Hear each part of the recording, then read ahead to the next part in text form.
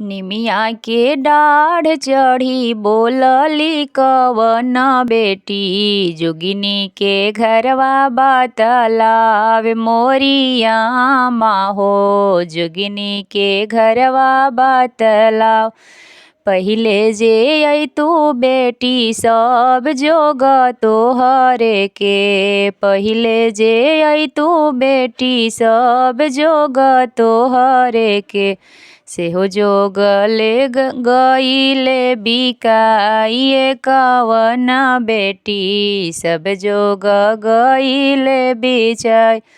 थोड़ा सा जोग बेटी छतो पर खानी हो, थोड़ा सा जोग बेटी छतो पर खानी हो।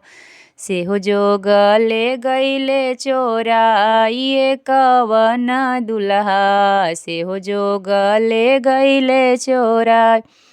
निमिया के डाढ़ चढ़ी बोलली दुलरई तीन बेटी, जोगिनी के घरवा बतलावे मोरे भाभी हो। जोगिनी के घरवा बतलाव मोरे भाभी हो।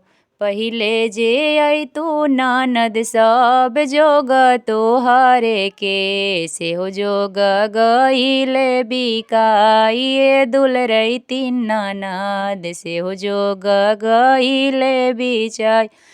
थोड़ा सा जोग बेटी छतो पर खनी हो, थोड़ा सा जोग ननद छतो पर खनी हो।